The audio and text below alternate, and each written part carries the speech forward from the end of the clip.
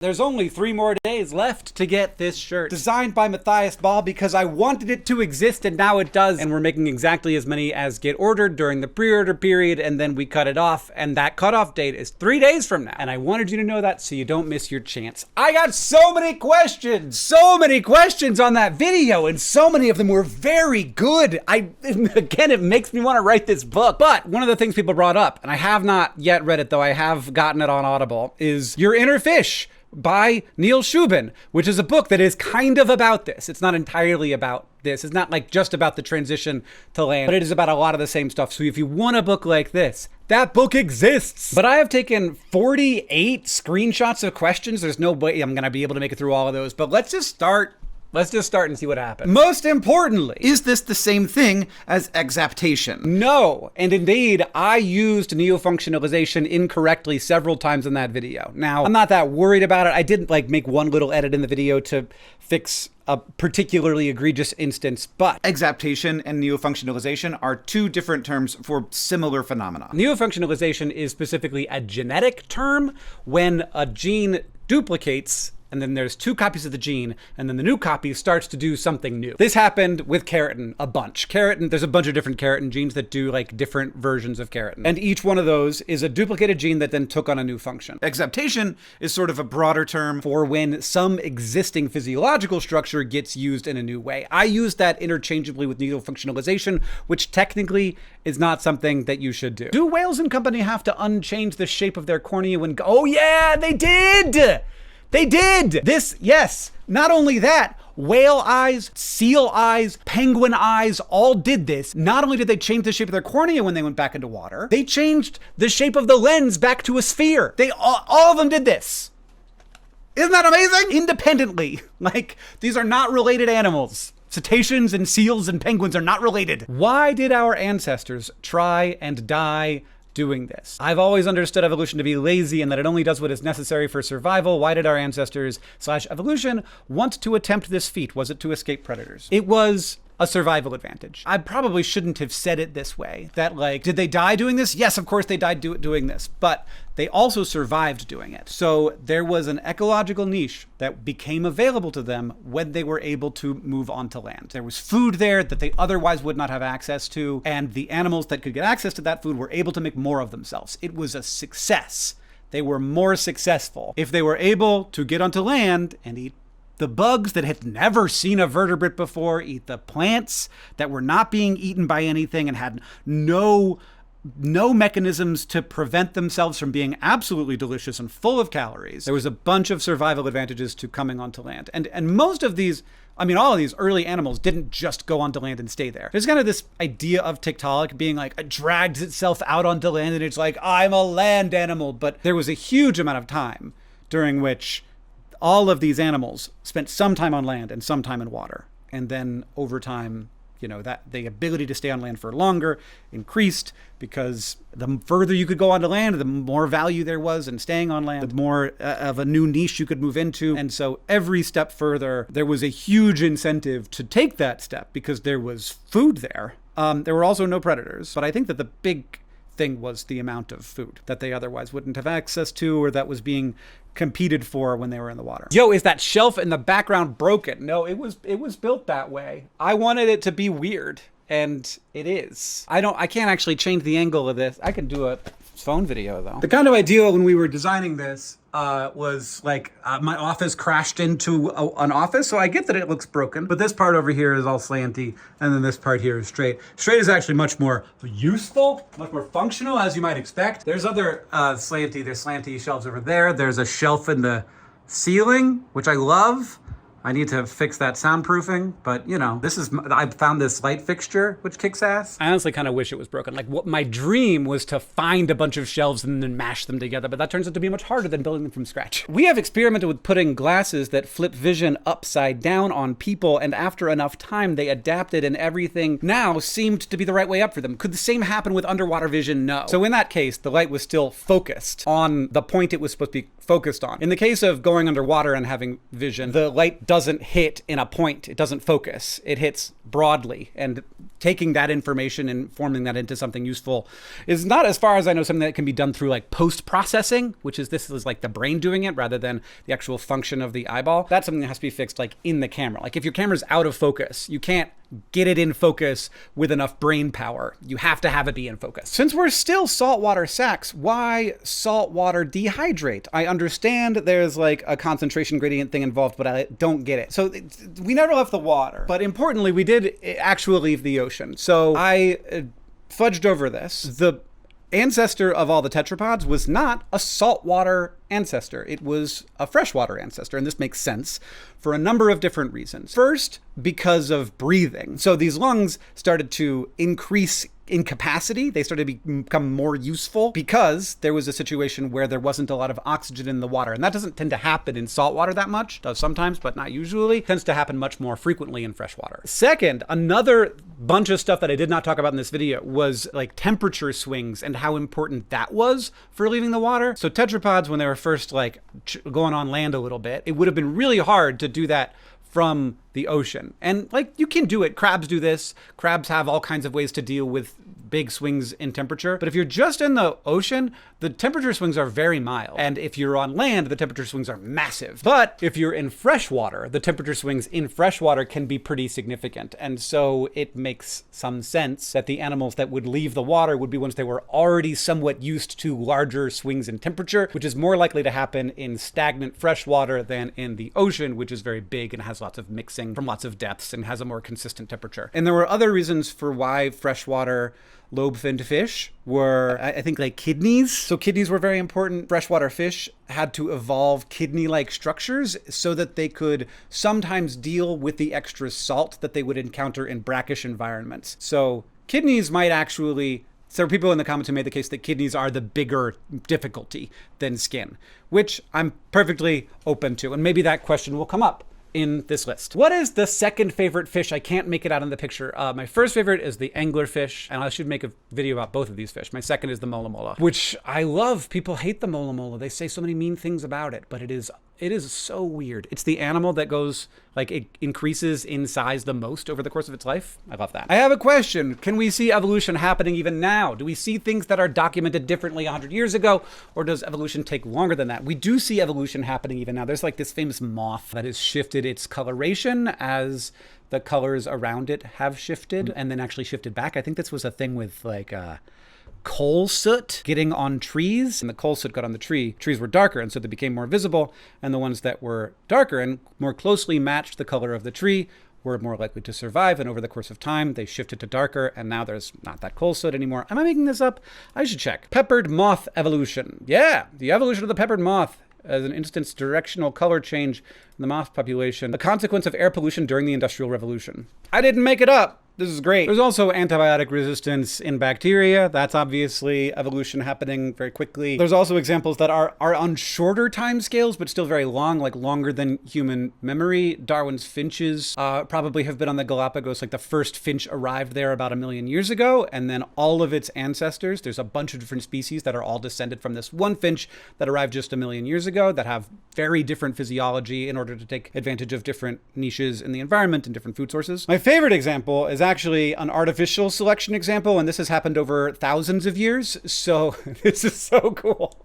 It's got to make a whole video about this. Wheat, we had wheat. We started doing wheat agriculture, and we would weed the wheat fields so that all of the plants that weren't wheat weren't competing with the wheat, so that we would just get wheat because we just wanted wheat so that we could make bread and beer out of the wheat. But you may have heard of buckwheat. Buckwheat is a grain crop that is super useful, and it looks a lot like wheat, but it is not like wheat. In fact, it's gluten-free, which is why a lot of people use buckwheat when they're making pancakes or something for people who are allergic to wheat. Buckwheat was a weed that grew next to wheat. And when we weeded the wheat, the buckwheat that looked more like wheat was less likely to get weeded by humans. And over generations, that weed bred intermixed with different buckwheats that looked more like wheat to the point where buckwheat and wheat were almost indistinguishable from each other. And the wild thing that this created was not a huge problem. It was an entirely new edible crop. We artificially selected it by accident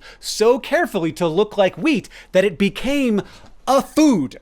We we made it a food by accident because it couldn't look more like wheat without getting the attributes of becoming more nutritious and having bigger seeds, that like all the stuff that we were selecting for when we were looking at it when we were weeding actually made it into a useful crop. So that's amazing. That's not an example of natural selection, it's artificial selection, but it is kind of natural selection because it wasn't done on purpose. It was done by just an animal. It's this weird in-between case that's not quite natural selection, not quite artificial selection. Anyway, takes a long time for evolution to happen, but like not so long that we can't see it happening. Could intelligent life evolve underwater? It has a bunch. Octopuses, man. But I think that a more interesting question, which is probably the question you're asking, is could like a civilization develop underwater? And I don't know that it could. I think that there might be limitations there, specifically when it comes to building. Yeah, I know that people have written science fiction about this, but chemistry is easier on land. That's a weird thing to say. Obviously, chemistry is easier in the wet, but it is easier to control things. It's easier to control your environment when you're in a dry place so that you can figure out where the different wets are going to be and what you're doing with it. I always come at these questions from a chemistry's perspective, but like it would be basically impossible to develop the technologies we have developed while underwater. And I think that that's seems real. When talking about evolving digits, you made a point to say on both front and rear extremities, which makes a lot of sense, but I had never even thought about them evolving independently. So now I can't stop thinking about how we have the same number of digits on both. Is that like a weird coincidence? No. We use the same genes to do both the left and the right hand. There's not like a separate set of genes for them. But we also use the same genes to do the legs and the feet. Like obviously we have like different structures, but overall, like, you know, you have two bones here and you have two bones here and you have like one bone here and one bone in the femur. And then you have like all the different metatarsals and digits and I have the same thing going on down there. Now, this isn't always the case. You can make changes to that. And obviously like these are basically exactly the same mirror images, whereas the feet are quite different. But there are like the base level genes, they're called Hox genes, that determine body plan. We use them over and over again. And in fact, we don't just use them over again. They're used over and over again throughout the history of life. Like the Hox genes for lobe-finned fishes are the same, like this, like fairly well conserved from then to now. The like, weirdest version of this, you can take the Hox gene for a rabbit's eyeball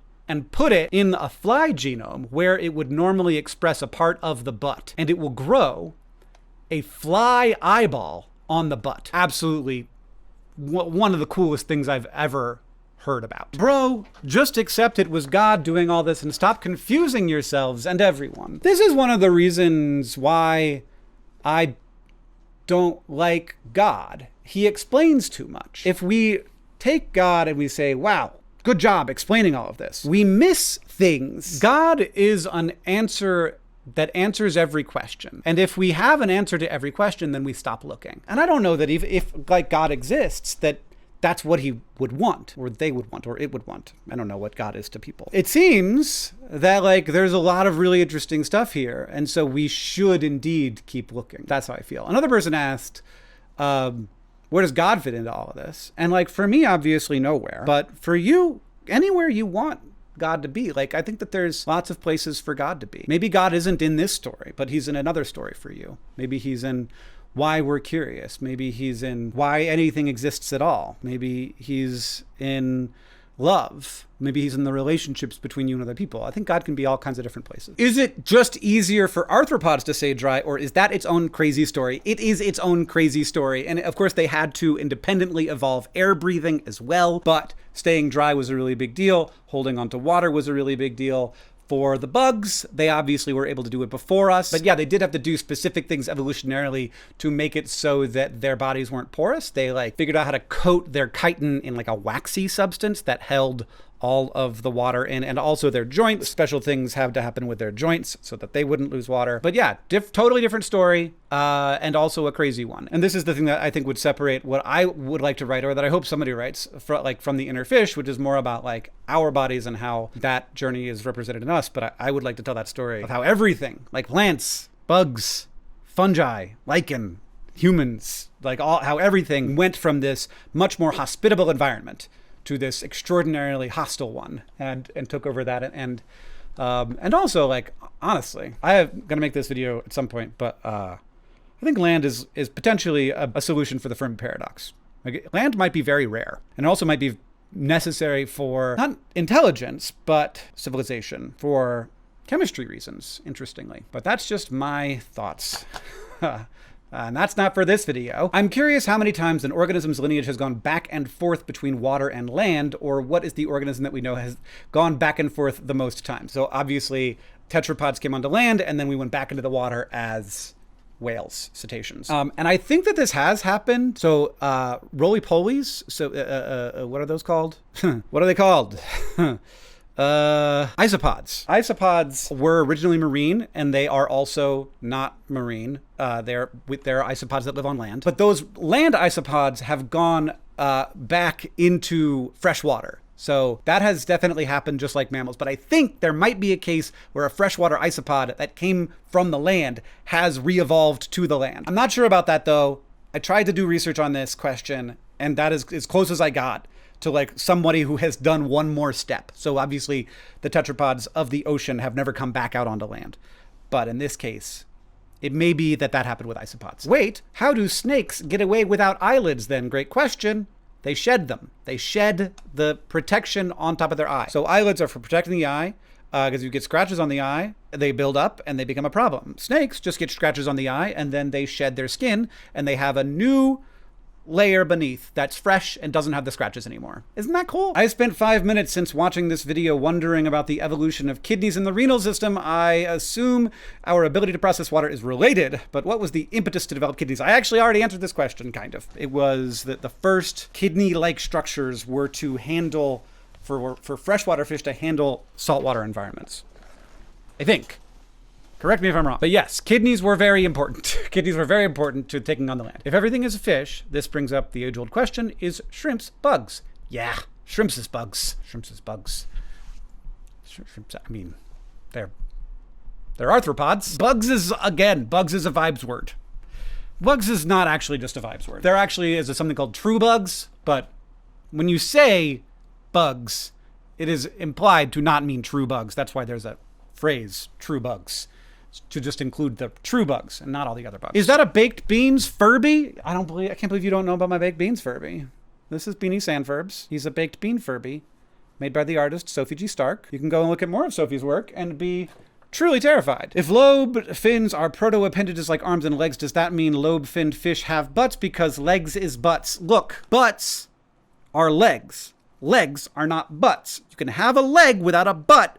You just can't have a butt without a leg. There are many organisms that don't have butts but do have legs. But in the case of butts, they are a part of the leg. That's my case. And just to be clear, this is not settled science.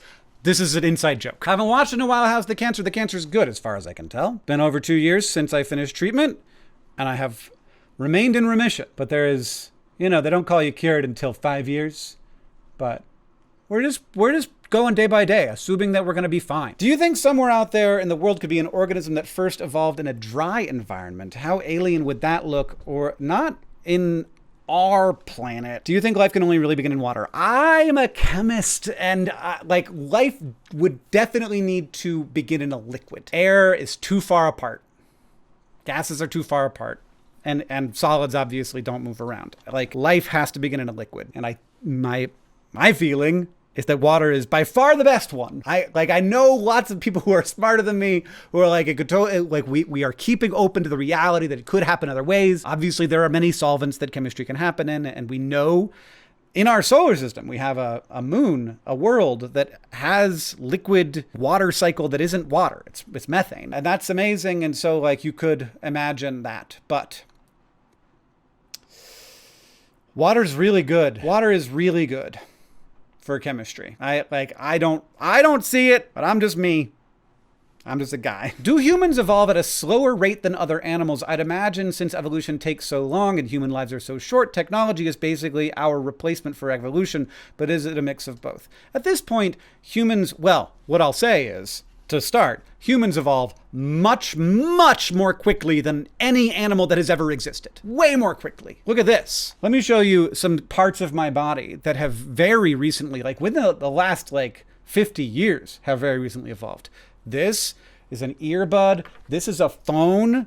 This is a spray bottle. That probably is a little older than 50 years. This is a tripod. This is a camera lens. This is a yo-yo. Another recent evolution that is an extension of the body. We evolve far more quickly than any animal that has ever existed that we know of, certainly any organism on Earth. But yes, in terms of genetic evolution, we currently, our world is not set up to have humans evolve genetically, because our world is set up to decrease the amount of death as much as possible. And evolution happens mostly when death happens. Now, there are some ways that we think that humans are still evolving. A big one is one that there's been selective pressure toward the whole existence of humans, which is the arms race between the size of the baby's head and the physiology of the birth. It looks like that evolution, up until it fairly recently has been still happening.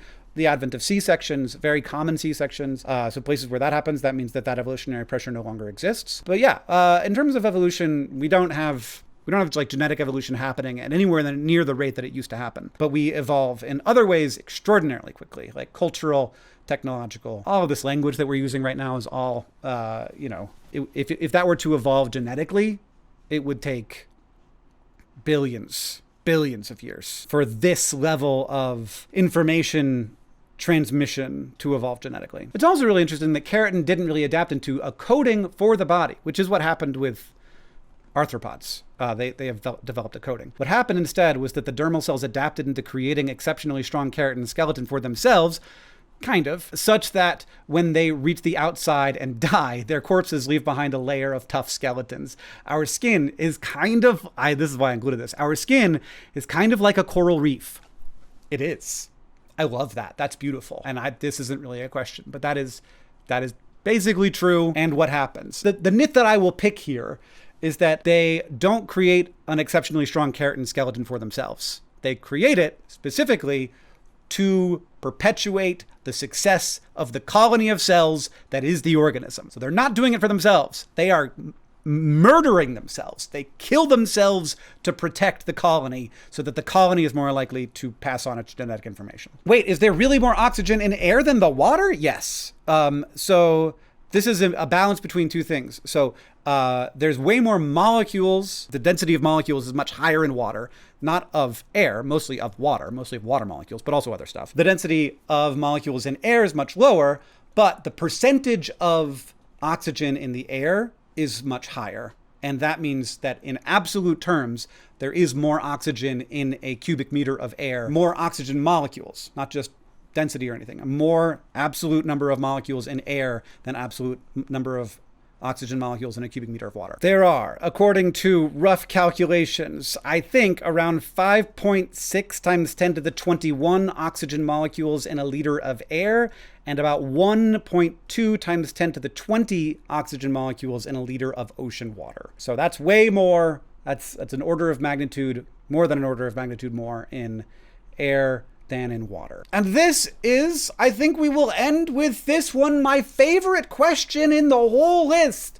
So if gas exchange can happen in the gut, does that mean we have little bits of farts in our bloodstream? Yes. I had never thought about this, but I thought about it, and it is definitely true.